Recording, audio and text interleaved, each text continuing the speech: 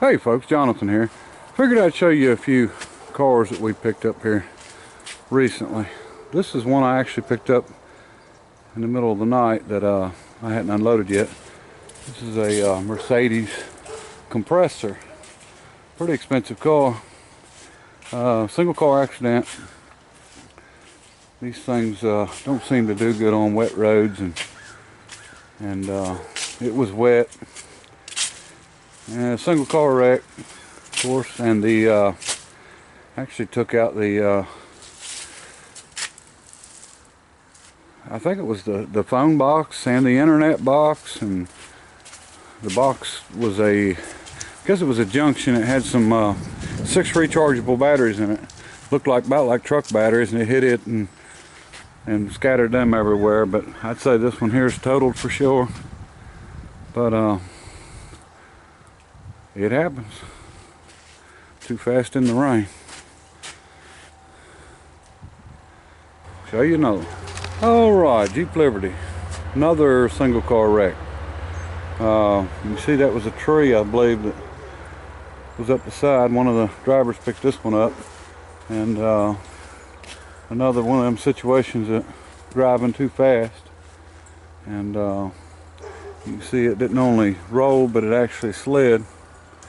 And living in a rural place like we do, and having a business, most of our wrecks are like this. You know, it's not the little fender benders you see in town.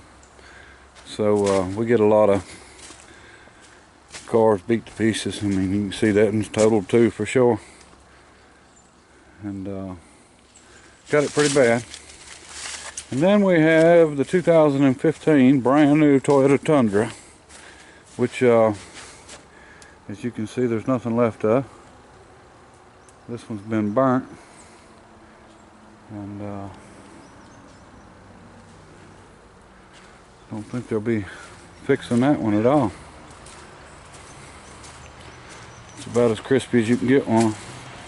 A lot of people don't think a vehicle will burn like that, but I've seen it so many times. You know, you don't have to have an accelerant to burn one like that.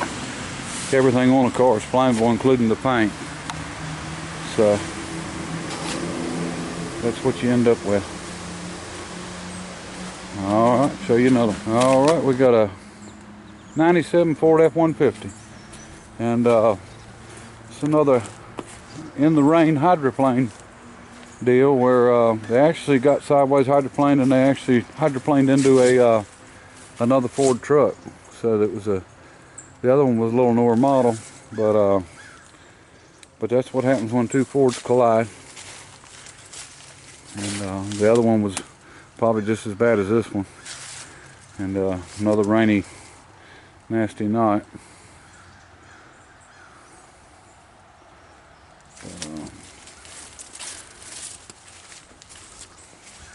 My understanding is the driver of this one actually went to the hospital. It broke his neck, but he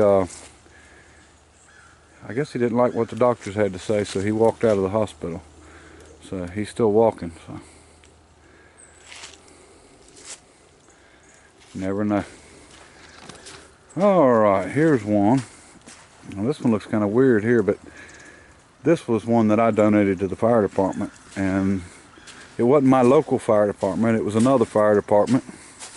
And it's a pretty nice car. It was actually a complete runner, and I actually donated it to them to cut up, and they promised me they wouldn't burn it. And because I actually had somebody that needed the engine, and I was going to let them have the engine because they financially didn't have a lot of money. And I've done this with other fire departments plenty of times, and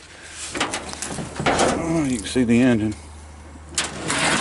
And my local fire department, you know, there's actually a couple of them local here that I've done this for, and they cut them up, but they never burn them. And so this one didn't make me real happy, but I guess it happens. But they said there was evidently a miscommunication, but I thought I communicated myself pretty well on this one.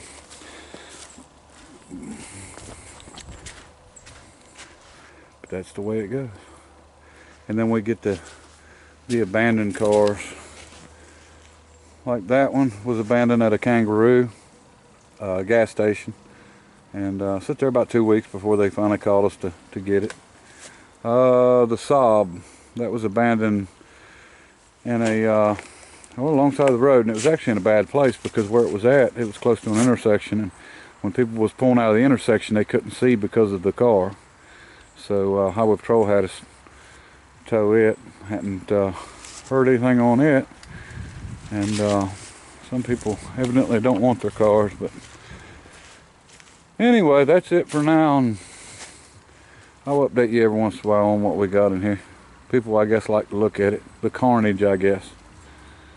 But thanks for watching. Bye.